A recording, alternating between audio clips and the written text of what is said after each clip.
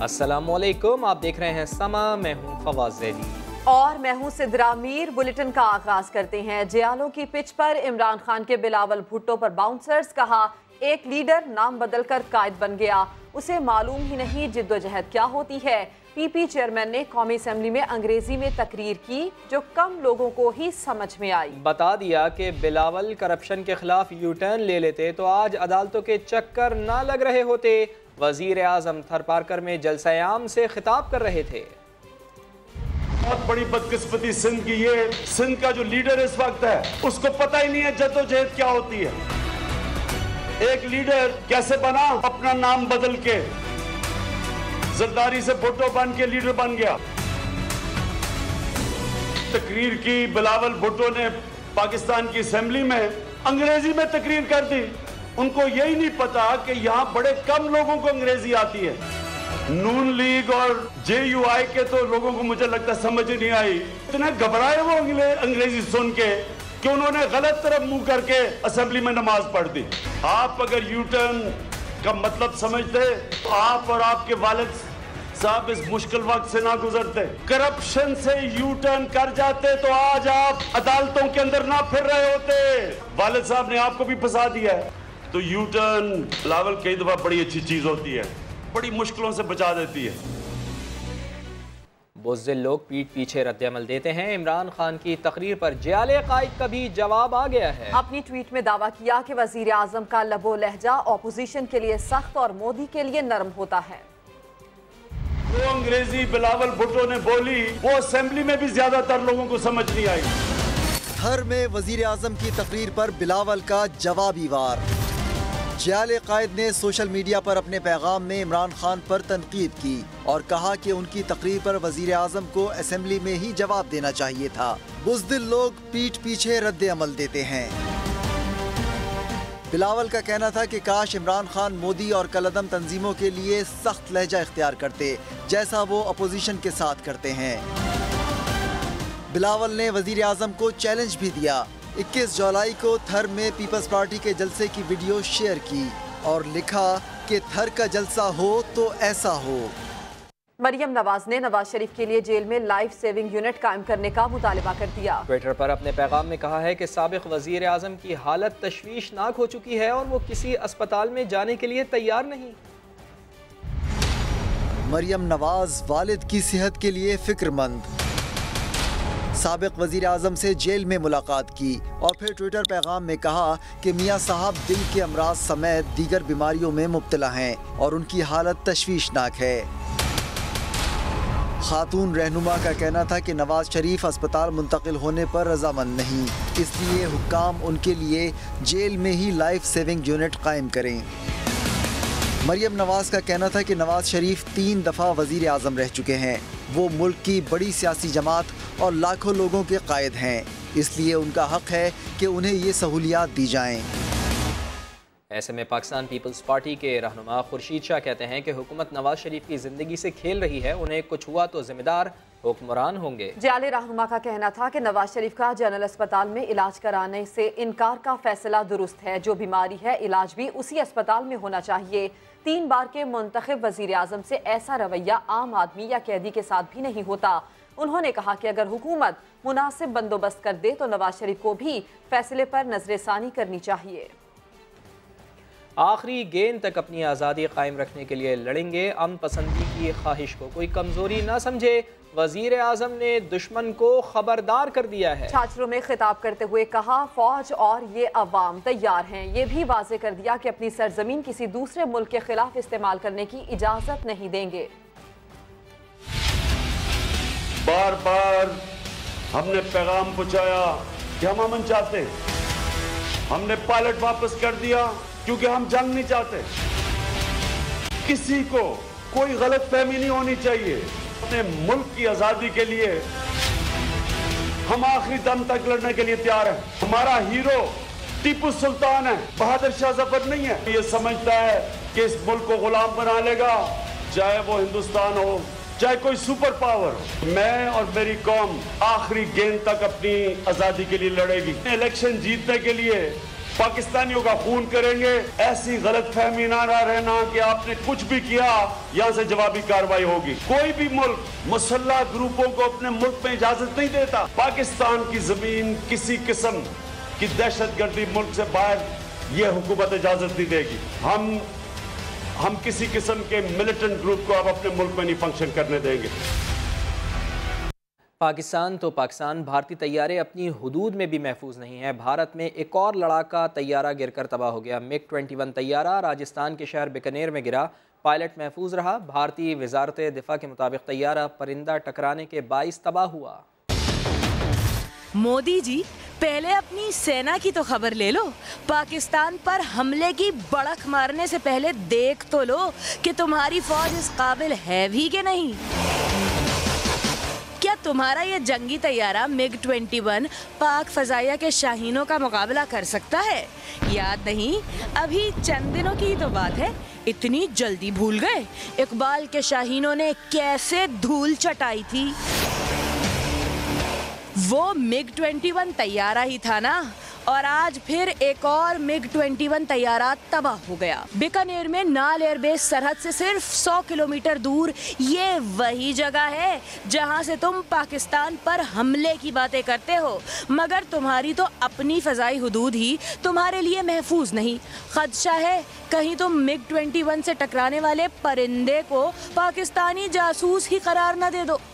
जंग के मैदान में इबरतनाक शिकस्त के बाद भारतीय हुकाम टोपी ड्रामों पर उतर आए। भूखी और डरपोक फौज का मोराल बढ़ाने के लिए जेंटलमैन खेल से खिलवाड़ शुरू कर दिया। रांची में होने वाले मैच से पहले खिलाड़ियों को फौजी टोपियां पहना दी। जावेद मियादाद ने खरी खरी सुना दी। फवाद चौधरी की भी मजम्मत। कहा भारतीय टीम को ना रोका तो पाकिस्तानी खिलाड़ी काली पट्टियां पहन कर आए। तो टोपी पहनी, अभी पैम्पर पहनेंगे। पैम्पर अब नेक्स्ट जो टेस्ट मैच होगा उसमें पैम्पर होगा। यानी कि इतने घबराए हुए हैं, इनको ये नहीं पता कि टोपी पहनने से कुछ फर्क थोड़ी पड़ता है, और बल्कि तुम अपना नेशनलिज्म भूल गए। मोदी जी, टोपियों से अब काम नहीं चलने वाला। आंखें खोलकर जमीनी हकायक का जायजा ले। मोदी, तुझे क्या सूझी? पाकिस्तानी शाहीनों के हाथों शर्मनाक शिकस्त भारतीय फौज के लिए क्या कम थी जो खिलाड़ियों को भी शिकस्त खोरदा फौज की टोपियां पहनाकर हरवा दिया। भारत वालों, मोदी से पूछो इलेक्शन जीतने के लिए और कहां कहां तुम्हें रुसवा करवाएगा। शिमाली कोरिया नहीं बल्कि पाकिस्तान और भारत के दरमियान एटमी जंग छिड़ने का इम्कान है। अमरीकी अखबार न्यूयॉर्क टाइम्स ने इदारे में खबरदार कर दिया। लिखा, कश्मीर के मुस्तकबिल का फैसला हल होने तक खौफनाक सूरत हाल बरकरार रहेगी। सरहदों पर दोनों ममालिक की फौज तैयार है। पाकिस्तान और भारत में एटमी जंग छिड़ने का खदशा है। दोनों मुल्क खतरनाक सूरत हाल में दाखिल हो चुके हैं। अमरीकी अखबार न्यूयॉर्क टाइम्स ने अपने इदारे में खदशा जाहिर किया कि सरहदों पर दोनों मुल्कों की फौज तैयार है, मगर हुकूमतों में डायलॉग्स न होने के बराबर हैं। अमरीकी अखबार ने ये भी साफ साफ कह दिया कि जब तक पाकिस्तान और भारत कश्मीर के मुस्तकबिल का फैसला नहीं करते, खौफनाक सूरत हाल बरकरार रहेगी। अखबार ने भारत के सर्जिकल स्ट्राइक के दावे को मशकूक करार दिया और पाकिस्तानी इक़दाम की तारीफ करते हुए लिखा कि वज़ीर आज़म इमरान खान ने गिरफ्तार भारतीय पायलट को वापस करके खैर सगाली दिखाई। अमरीकी सदर डोनाल्ड ट्रंप ने हालिया कशीदगी कम करने में बहुत अहम किरदार अदा किया और उनका झुकाव भारत की तरफ नजर आया। पाकिस्तान तालिबान को मुज़ाकरात की मेज़ पर लाया। अमरीकी फौज भी पाकिस्तान के किरदार की तारीफ करने लगी है। अमरीकी सेंटकॉम के जनरल जोसेफ कहते हैं, जंग किसी मसले का हल नहीं, दुनिया वज़ीर आज़म इमरान खान के मौक़िफ़ की तायद कर रही है। अमरीकी फौज भी पाकिस्तान की कोशिशों की मोतरफ। सेंट कमांड के जनरल जोसेफ विटल की सेनेट सर्विसेज आर्म कमेटी को ब्रीफिंग। कहा पाकिस्तान की मदद से तालिबान मुज़ाकरात की मेज पर आए। जनरल विटल ने कहा कि 18 बरस के मुकाबले में पिछले 6 माह में अफगानिस्तान में इंतहाई पेशरफ्त हुई है। उम्मीद है आगे मजीद बेहतरी आएगी। तालिबान मुज़ाकरात की मेज पर आ गए और दुनिया वज़ीर आज़म इमरान खान के मौक़िफ़ की तायीद कर रही है। जनरल जोसेफ विटल ने अफगानिस्तान से फौजी इनक़िलाब की मुखालिफत करते हुए कहा, पाकिस्तान जुग्राफियाई लिहाज से अमरीका के लिए अहमियत का हामिल है और रहेगा। दोनों मुल्कों के दो तरफा ताल्लुकात को चैलेंजेस दरपेश हैं। ऐसे में न सिर्फ अफगानिस्तान बल्कि खित्ते में अमन अमरीका और पाकिस्तान दोनों के ही मफाद में है। अब बात करते हैं PSL की। कराची में PSL की चांद रात है। मेला सजने में बस थोड़ा सा इंतजार रह गया है। नेशनल स्टेडियम का मैदान इस वक्त स्टार्स की मेजबानी के लिए तैयार है। चौके भी लगेंगे, छक्के भी लगेंगे और खूब हल्ला गुल्ला भी होगा। रोशनियों के शहर की रौनक उरूज पर PSL का मेला आ नहीं रहा, मेला आ चुका है। लगा दो जोर, मचा दो शोर कि दुनिया हिल जुल जाए। कराची का नेशनल स्टेडियम तैयार, शायकीन बेकरार। तो बस कीजिए थोड़ा सा इंतजार, क्योंकि ये खेल है दीवानों का। शहर कायद को दुल्हन की तरह सजा दिया गया। हर तरफ क्रिकेट के रंग नजर आ रहे हैं। जोश, जज्बा, जुनून, क्रिकेट का बुखार है 104। नेशनल स्टेडियम में स्टार्स की कहकशां जगमगाएगी। लाहौर कलंदर्स और इस्लामाबाद यूनाइटेड में जोर का जोड़ पड़ेगा। दोनों टीमों के लिए मैच जीतना लाजमी है। इस्लामाबाद यूनाइटेड ने मैच जीता तो प्लेऑफ मरहले में पहुंच जाएगी। तो जनाब, क्रिकेट का बुखार कराची वालों के लिए सर चढ़कर बोलने लगा है। कराची के नेशनल स्टेडियम में मेला सजने को है। टीमें खूब जमकर प्रैक्टिस भी कर रही हैं। स्टेडियम और अतराफ से पल पल की खबरें देने के लिए समा के नुमाइंदे भी वहीं मौजूद हैं।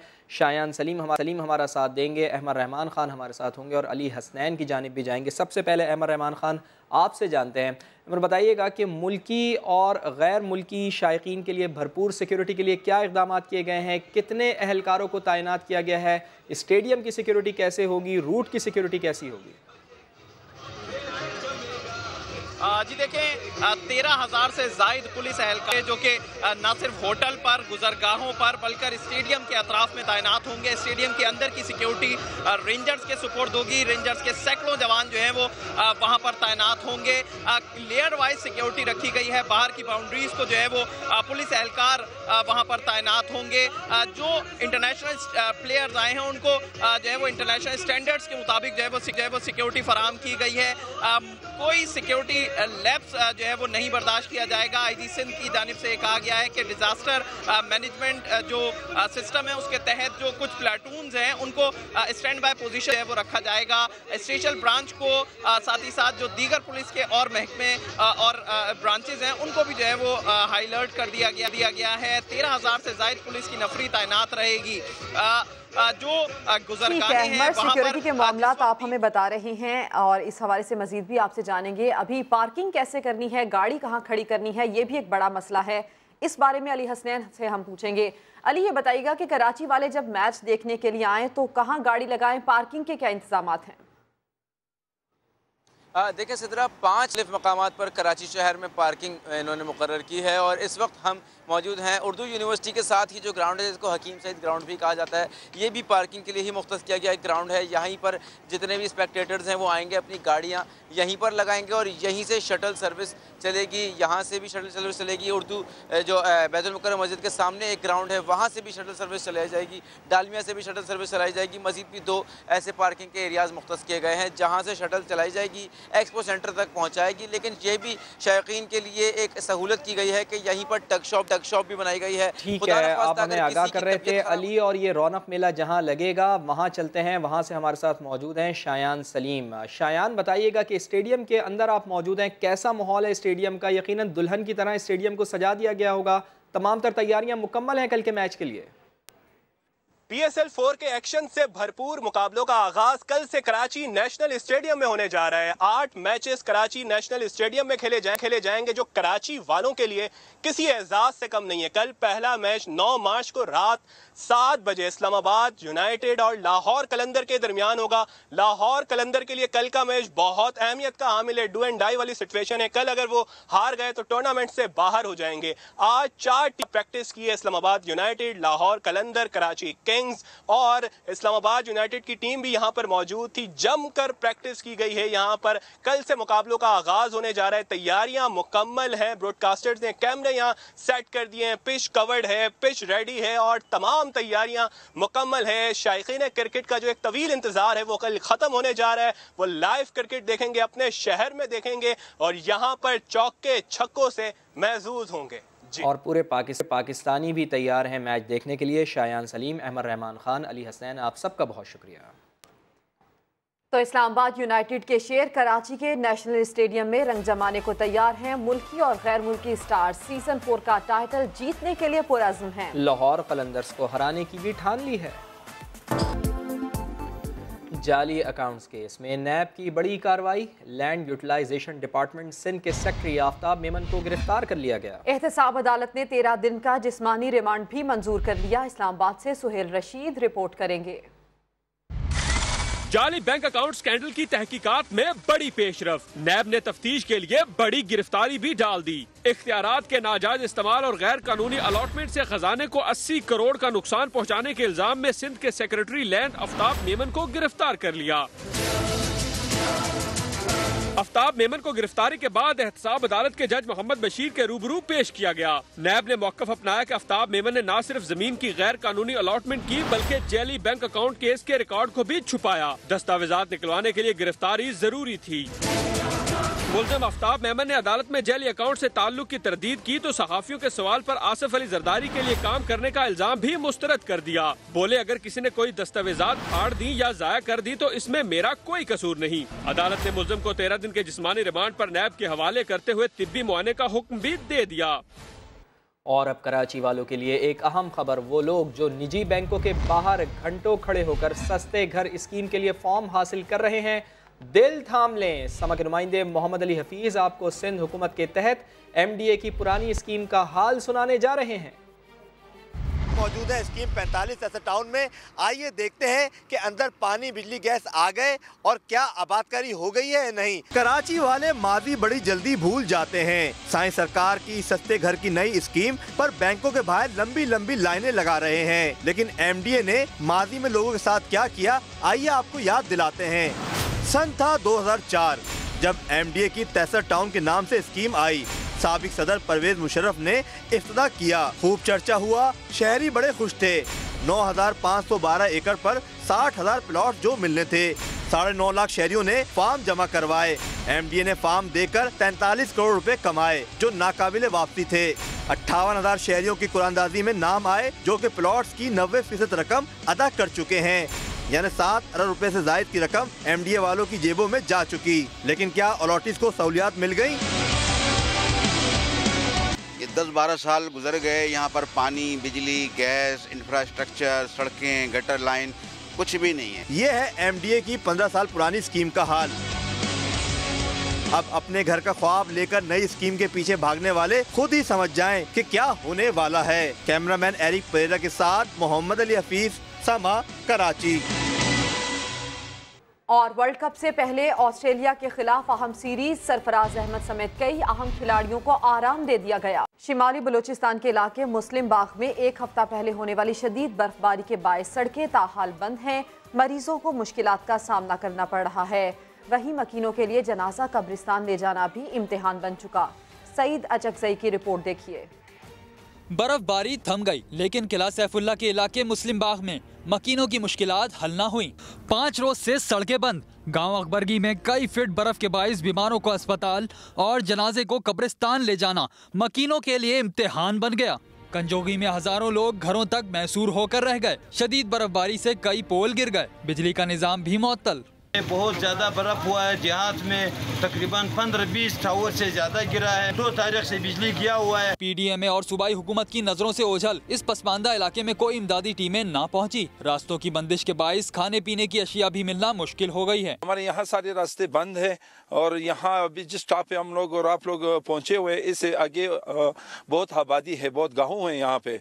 मकीनों ने हुकूमत बलूचिस्तान से मुतालबा किया है रास्तों की बहाली के लिए फौरी इक़दामात करके मुश्किलात खत्म की जाएं। सईद अचकजई, समा, मुस्लिम बाग।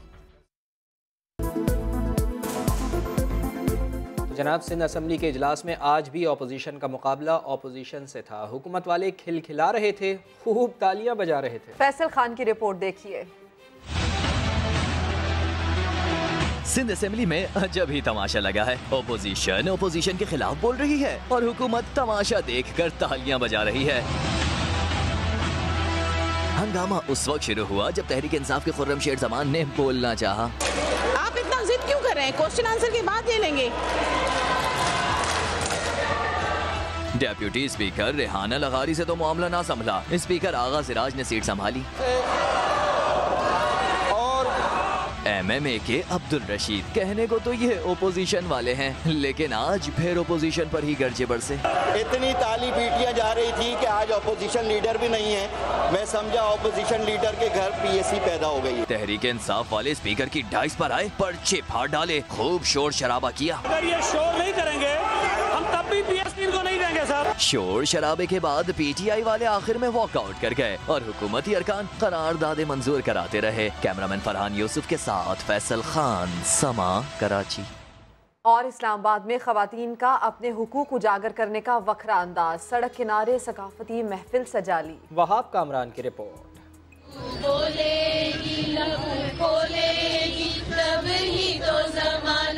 शहर इक्तदार में गीत गाती और नारे लगाती ये हैं सिविल सोसाइटी की खवातीन, जिनका मकसद है अपनी सिन्फ की आवाज इक्तदार के ऐवानों तक पहुँचाना। हम सबके साथ चलो, औरत की आवाज बनो। सुरों के जरिए हकूक के हसूल की जंग में मर्दों ने भी खवातीन का खूब साथ निभाया।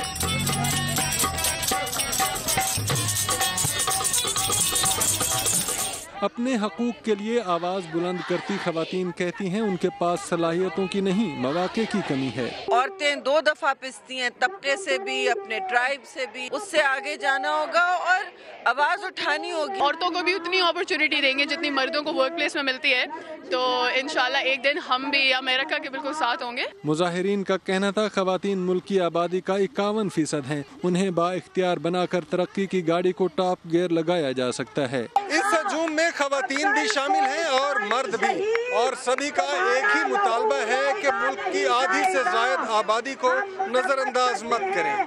कैमरामैन हबीब खान के साथ वहाब कामरान, समा, इस्लामाबाद। बुलेटिन से इतना ही। एक ब्रेक के बाद होंगी हेडलाइंस। देखते रहिए समा।